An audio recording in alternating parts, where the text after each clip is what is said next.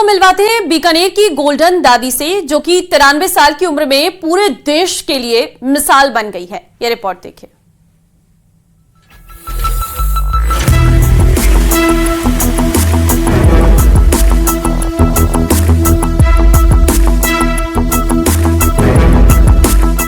तिरानवे साल की गोल्डन दादी का कमाल। नेशनल मास्टर एथलेटिक्स में जीते 3 गोल्ड। चेहरे की झुर्रियों पर मत जाइए, इनकी फुर्ती देखने वालों को हैरान कर देती है। बीकानेर की चौधरी कॉलोनी में रहने वाली पानी देवी गोदारा अपनी गायों और भैंसों की सेवा करते हुए अपनी फिटनेस पर भी भरपूर ध्यान देती हैं।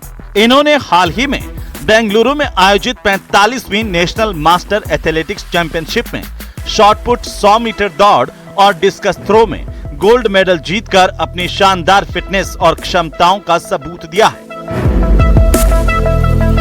आगे मैं कहा कि मैं खेलों की थोड़ी थोड़ी साल पैदा होता 9 लाख की। अब पचा पूना देश गई 3 सिक्का पे गई, अलवर देश गई 3 सिक्का पे गई, बेंगलोर गई 3 सिक्का पे गई। ठीक है, जिम्मा भाई मेरा था, बाजी रोटी दही दूध छा राबड़ी। गोल्डन दादी का एक पोता जय किशन नेशनल खिलाड़ी है और उसने दादी को खेलने के लिए प्रेरित किया।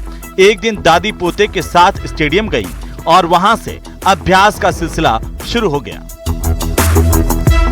आज दादी सबसे ज्यादा उम्र की एथलीट के रूप में मेडल जीत रही है। वहीं पड़ोसी भी पानी देवी की उपलब्धि पर फूले नहीं समा रहे।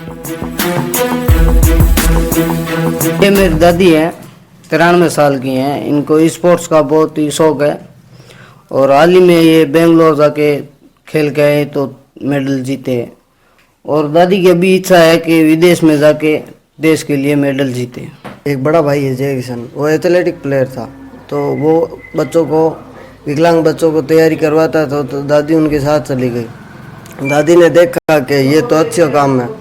दादी को भैया ने बोला कि आप करके देखोगे, तो दादी को भी थोड़ा इंटरेस्ट हुआ कि हम भी करके देख लें। फिर दादी को अच्छा लगा तो फिर दादी रोजाना जाने लगी।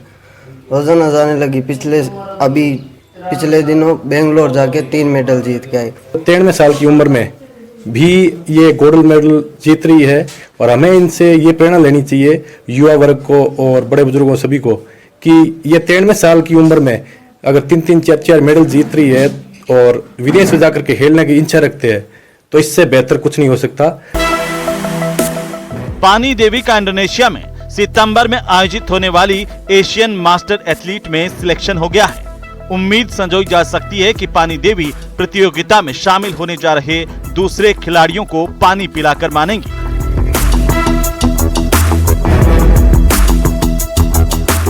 न्यूज़ 18 राजस्थान के लिए बीकानेर से विक्रम जागरवाल की रिपोर्ट।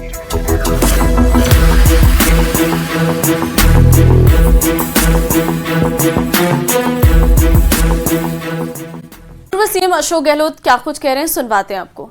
उन कहानियों को रिसर्च के माध्यम से कैसे आगे लाएं और युवा पीढ़ी तक पहुंचाएं, ये इसका उद्देश्य है। तो तमाम परिवारों से मैंने बात की है, वो नाराज सरकार से दिखाई दे रहे हैं। तमाम परिवार के लोगों से हमने अभी बात की है, सरकार जो डिसीजन ले रही है कहीं उससे वो खफा दिखाई दे रहे हैं।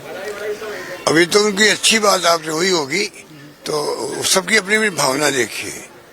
ये तो है कि ये जो प्रोग्राम है, ये खाली प्रोग्राम इस हॉल के अंदर नहीं है, हॉल के बाहर इनका मैसेज जाएगा पूरे देश के अंदर। आज भी क्रांतिकारियों के, फ्रीडम फाइटर के परिवार जो हैं, वो जज्बा रखते हैं देश प्रेम का, देश के प्रति प्रतिबद्धता का, देश कैसे एक रहे, अखंड रहे, कैसे प्यार मोहब्बत भाईचारा हो आपस के अंदर, सभी धर्मों के अंदर, सभी वर्गों के अंदर। आजादी जंग लड़ी गई तो वो भी सभी धर्म, सभी जाति, सभी वर्ग के लोग थे। वही जज्बा आज भी मतलब इन सब में है और ये एक प्रकार से आए हैं, तो ये एक मैसेज देने आए हैं, खाली प्रोग्राम नहीं है। ये मैसेज देना है कि आज भी देश को किन बातों की जरूरत है और इनके परिवार के जो सेक्रेटरीज थे उनको नमन करते हुए हम सोचें कैसे संकल्प लें कि हम कैसे देश को मतलब उनकी क्रांतिकारियों की फ्रीडम फाइटर की जो त्याग बलिदान की कहानियां हैं वो हम अपने वर्तमान पीढ़ी से भर सकें। इतिहास बनाए इन लोगों ने, इतिहास को हम याद करेंगे तभी हम इतिहास बना पाएंगे आगे।